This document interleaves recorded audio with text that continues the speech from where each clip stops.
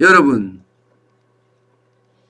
LH 윤리경영 뭐 말 안 해도 여러분들도 바로 인식이 될 겁니다.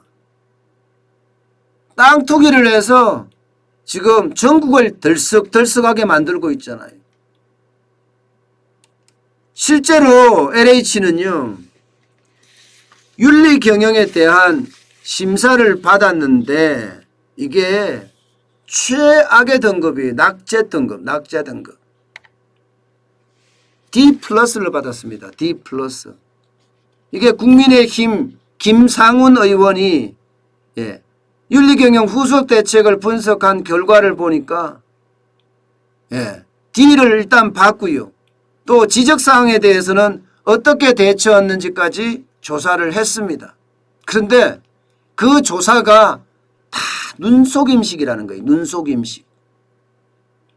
쉽게 말하면 제대로 된 사후관리를 하지 않고 D등급을 받았으면 그죠? 사후관리를 잘해야 될 거 아니에요. 근데 이 사후관리도 제대로 하지 않고 보여주기식 사후관리죠. 쉽게 말하면. 그렇게 해놓고 실질적으로는 성과급까지 받았다는 거예요. 성과급까지. 말도 안 되죠. 그럼 보여주기식으로 어떻게 했느냐? 자, 윤리경영위원회 활성화시킨다고 이야기를 했습니다. 그런데 연 2회 운영되던 회의를 3회로 늘린 것이 전부입니다. 문제는요, 여러분. 진짜 웃겨요. 이 회의가 서면으로 진행됐다는 사실이에요. 회의록조차 없습니다. 회의록조차. 두 번째가 청렴 업무 태스크포스 팀인데요. 청렴하게 업무를 처리하겠다 하는 것 말입니다. 이것도요, 지난해 회의를 3월에 7월에 두 차례만 했습니다. 마찬가지로 회의록 없습니다. 그래서 도대체 어떤 활동을 했는지 알 길도 없어요. 세 번째, 청년 대나무 숲을 만들겠다. 안심신고 변호사를 선임하겠다. 이거요. 이것도 보여주기식으로 끝났습니다. 보여주기식으로. D등급을 맞고 이렇게 보여주기식. 실제로 청년 대나무 숲의 상담 실정은요, 작년 5월부터 올 2월까지 15건이 있었어요. 15건. 겨우 15건밖에 없습니다. 더 웃긴 거는요, 안심신고 변호사를 통한 신고 건수도 14건밖에 안 돼요. 14건밖에. 그런데 웃긴 거는요, 익명신고 시스템은 제대로 작동이 안 됐다는 겁니다. 결론적으로. 땅 투기 사건이 엄청나게 일어났잖아요. 조사도 지지부진하잖아요. 지금 이렇게 유야무야 넘어가려 하거든요. 여러분, 유야무야 넘어가는 게 이게 쉽지 않습니다. 이게 선거 끝나고 나 보세요. 또 난리 날 거예요. 조사가 조사를 제대로 하는지 모르겠습니다. 정부 합동조사반에 2,000명을 투입한다고 했는데 도대체 2,000명 투입해서 성과가 뭐예요? 성과가? 진짜 더 웃긴 거는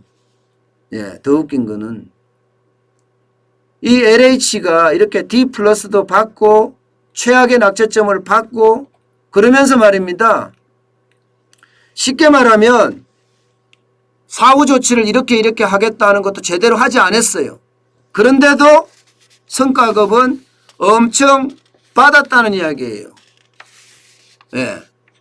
윤리경영에서는 D를 받았지만 전체적으로는요, A등급을 받았대요. 공공주택 사업 성과를 많이 냈다. 공공주택 사업 성과를 많이 냈다. 그래서 변창흠 국토교통부 장관은요, 변창흠이죠. 이게 오타가 났네요. 오타가 났습니다. 제가 다시 써서 올리겠습니다.